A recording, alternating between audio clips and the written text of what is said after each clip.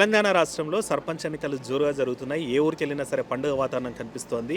పార్టీల గుర్తులతో జరగనటువంటి సర్పంచ్ ఎన్నికల్లో అయినప్పటికీ కూడా పార్టీలకు సంబంధించినటువంటి లీడర్లు, పార్టీలు, చండువాలు అన్ని కూడా జోరుగా కనిపిస్తున్నాయి. ఒక అభ్యర్థి ఎంబడి దాదాపు 50 నుంచి 100 మంది కూడా పోతుంటారు. ఆ కోలాహలం కూడా మస్తు ఉంటది. అట్లాంటి కోలాహలం మన మధ్య అభ్యర్థి ఉన్నాడు. చాలా ఇన్నోవేటివ్ ఉంది, చాలా కొత్తగా ఉన్నటువంటి పరిస్థితి అయితే ఉంది. మరి ఎందుకంటే జనరల్గా ఆయన ఎంపట పెద్ద సైన్యం లేదు, తను మాత్రమే ఒక మైకు పట్టుకొని ప్రజల్లో మార్పు కోసం ప్రయత్నం చేస్తా అంటున్నాడు. ఇది వచ్చేసి మనకి వనపర్తి జిల్లా, వనపర్తి నియోజకవర్గం బల్జపల్లి గ్రామంలో ఉన్నాం. అన్న నమస్తే. నమస్తే సార్. ఏం పేరే మీ పేరు? నా పేరు రాజు అంటారు. నేను పండ్ల అమ్ముతా, అందరూ పండ్లరాజు అంటారు. పండ్లరాజు. సో పండ్లరాజు ఓ మైకు పెట్టుకొని ప్రచారం చేస్తున్నాడు. ఊరికి మార్పు కావాలన్నా, నేను గెలిస్తే మందు దాపుతా అన్నట్లే, నేను గెలిస్తే మీకు అది చేస్తానట్లే, నేను గెలిస్తే ఊరికి విద్య అందిస్తా, నేను గెలిస్తే ఊరికి దందాలయం తెస్తా, నేను గెలిస్తే హాస్పిటల్ తెస్తా, ఈడ ఉన్నటువంటి స్థానిక ఎమ్మెల్యే గారితో కొట్లాడతా, మీకు కావాల్సింది తెస్తా అంటున్నారు. అయినప్పటికీ కూడా రాజంపట ఒక్కరు వస్తలేరు. అని మీ ఎంపట ఒక్కరు వస్తలేరు. మీ ప్రచారం అయితే మామూలుగా కామన్ మ్యాన్ లా చేస్తున్నారు. ఇబ్బంది అనిపిస్తలేదా? నా ఎంపట ఎవరు వస్తలేరు? సంతోషం ఉంది, నాకు చాలా సంతోషం ఉంది. ఎందుకంటే ఈ రోజు నా వెంబట రాకపోవడం కారణం చాలా సంతోషం. అర్థం చేసుకున్న వాళ్ళు నాకు ఆల్రెడీ సపోర్ట్ చేస్తారు, యువత. ఎందుకంటే ఈ రోజు కొంచెం పార్టీలు తక్కెళ్ళి కొంచెం అటు ఇటుగా ఉన్నారు. ఎందుకంటే మేము రాలేకపోతున్నాం అన్న, నేనైతే గెలిపించుకుంటాం ఖచ్చితంగా.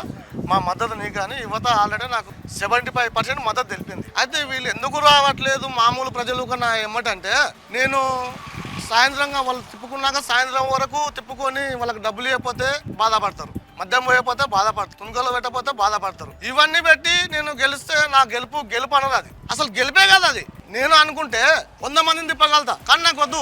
ప్రజల్లో మార్పు కావాలి. సర్పంచ్ ఎలక్షన్స్ అంటే మినిమం మీలాంటి ఊరికి 10 లక్షల నుంచి 20 లక్షలు కావాలి. సో మీ పరిస్థితి చూస్తేనే మీ ఎంపట వచ్చే సైన్యం లేదు, మీరు ఒక్కరే నడుస్తున్నారు.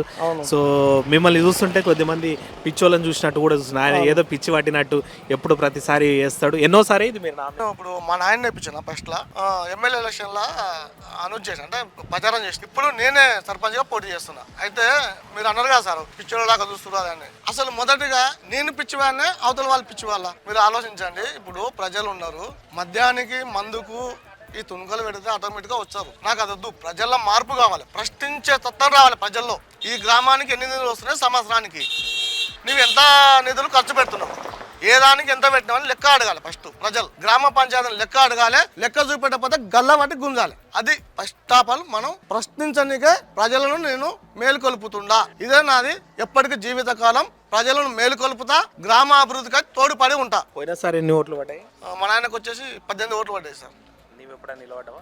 నేను ఇప్పుడే ఫస్ట్ టైం. మరి 18 ఓట్లే పడ్డప్పుడు బాధ అనిపించలేదా? నేను ఇట్లా బాధ ఏం లేదు సార్, సంతోషం అనిపించింది. అంటే నాకు ఇక్కడ 18 మంది నాకు ఏ చింగల్ ఛాయ దాపకుండా నాకు ఓటేసారంటే ఆ 18 మంది నాకు మద్దతు ఉన్నారు. ఆ 18 మందితో ఈరోజు 75% మంది మద్దతు ఇచ్చారు. అదే యువత చాలా వరకు ఆలోచన చేస్తారు. ఎన్ని రోజులని మనం ఈ బానిస బతుకులు బతుకుదాం, మనం కూడా ప్రశ్నించడానికి ముందుకు పోవాలి. కానీ యువత నాకు సపోర్ట్ చేస్తాం. నా ఏమంటే ఎవరు ఉండరు, నేను ఒక్కనే ఉంటా.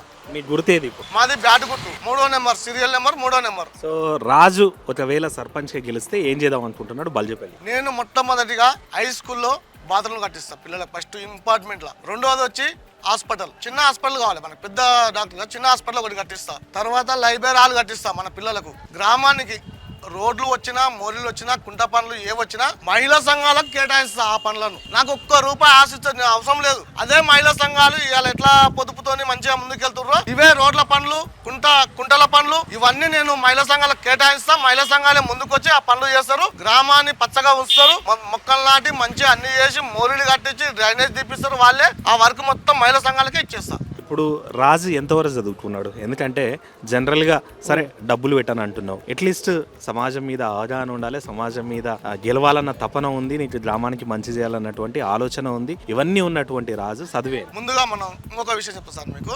ఊళ్ళో ఉన్న ఒక చిన్న కార్యకర్త, తర్వాత లీడర్, తర్వాత సర్పంచ్, తర్వాత ఎమ్మెల్యే, తర్వాత ముఖ్యమంత్రి, తర్వాత ప్రధానమంత్రి. ఒక ఓటర్ను ఇంతమంది భయపడుతున్నారు అంటే భయం ఎడగొడుతుంది డబ్బు. ఒక ఓటర్కు ఏమి జరుగుతుందో చెప్తలేరు, మన దేశం మీద ఏం జరుగుతుందో చెప్తలేరు, మన గ్రామంలో ఏం జరుగుతుందో చెప్తలేరు. ఒక మామూలు కార్యకర్త ముఖ్యమంత్రి ఫీల్ అవుతుంది. గ్రామంలో ఒక మామూలు కార్యకర్త ముఖ్యమంత్రికి ఉన్నంత ఫీలింగ్ ఉంటుంది. ఒక లీడర్ ప్రధానమంత్రి లెవెల్ ఫీల్ అవుతున్నాడు. ఇది ఎట్లా సాధ్యం అంటే వీళ్ళు డబ్బుతోని మందుతోని ఓట్లు కొనుగోలు చేసి వాళ్లకు ఈ దేశం మీద ఏం జరుగుతుందో చెప్పలేరు.